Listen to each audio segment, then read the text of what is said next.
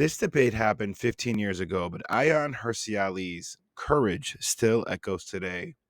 Outnumbered, under threat, unafraid. On live CNN, she faced an Islamic scholar, a European MP, and even the host, and didn't just hold her ground, she won.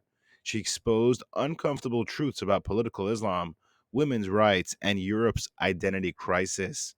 In 2025, her warnings feel prophetic. Watch what happens when one woman speaks the truth and the world isn't ready to hear it.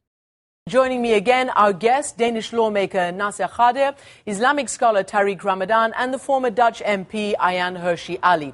Now, you were busy nodding your head frantically, saying that you got all heated up. I mean, Tariq Ramadan is saying that Islam is part of Europe now. It is a European religion.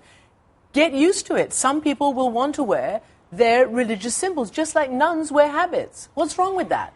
Islam is not a European religion. There are Muslims in Europe, and they bring Islam to Europe. Islam is a set of beliefs, it's a set of values, and what we are seeing in Europe is that there is conflict between the values of Europe and the values of Islam. And those Muslims who choose to adapt to the values of Europe will become Europeans, and they will be able to believe and to practice the religious dimension of their religion. I guess my question is... But they will not be able, and I think they're going to run into problems if they try to bring political Islam into Europe, and that's what we're seeing. We are having a discussion... About political Islam. About the political dimension of Islam. Islam has a political dimension, it has a social dimension, for instance, women's position. It also has a religious dimension. We are not having a discussion about praying 5 times a day, fasting the Ramadan, etc. But we are having a discussion about basic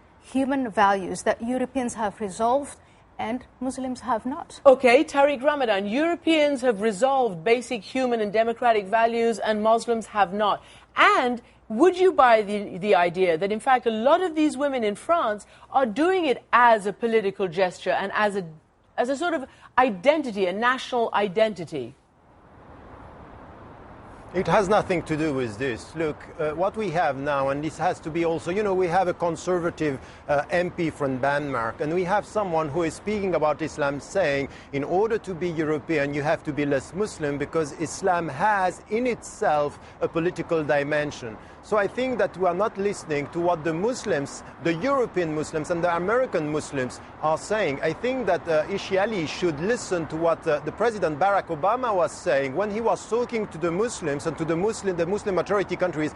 He was also saying to the Americans, look, Islam is an American religion, and now we have to rely on facts and figures. We have millions of European Muslims who are abiding by the law, speaking the language of the country, and they are now loyal to their country, and they are doing this as an act of faith. It's not for Ayaan Hirsi Ali, even though she was a Muslim. It doesn't mean that because you were a Muslim, you are open-minded. Mr. Ramadan, you were a Muslim, Mr. maybe, Ramadan, and some others. The Mr. point Ramadan, is we are that having, you have Muslims no, today Mr. Ramadan, who are abiding by the law, and we I am are a European. we are having Muslims. European. I'm sorry, we are having Muslims who are stuffing explosives into their underwear and who are taking flights to kill innocent people. But that's got nothing to do with the veil, Hirsi. It doesn't have anything to do with the veil. Who is speaking about killing innocent people? It has to do with reading the Quran, participating in jihad, which is a major concept in Islam, and who say it is my religion, it's my God who tells me to kill innocent people.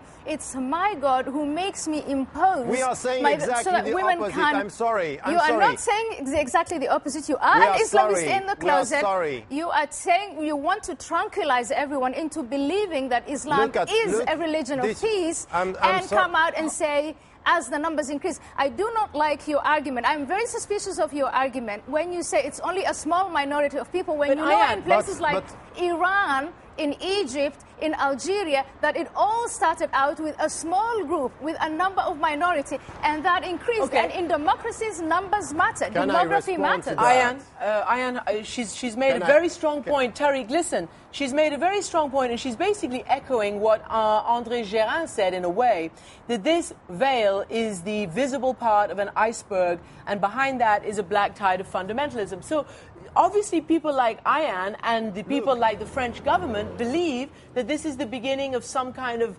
tidal wave. It's an empirics. It's not just a belief. But hold on a second. No, but hold on a second. It is the beginning. Iran in 1970s, there were only about 10 people who were wearing the veil. Go ahead. Will you let him respond, Ayaan? Go ahead.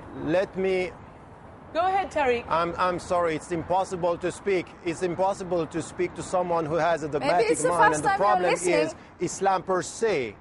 So let me finish, please. What we have today is a new visibility of Muslims, and that's true. Let us really look at facts and figures. We have a tiny minority of women who are wearing the niqab and the burqa, and we have some extremist views that we have to condemn by saying it's wrong to kill innocent people, it's wrong to impose anything in the name of Islam. And what is said by the great majority of the Muslims around the world and in Europe as well as in the States is that it has to be a free choice. We cannot impose even the headscarf. The women should be autonomous and free and no violence. And killing innocent people as it was done in the States or anywhere else in Muslim majority countries, this is not acceptable. So the point is now, let me come to what Geraint is saying. Geraint is saying the visible presence of the Muslims. There is a problem. Let me finish.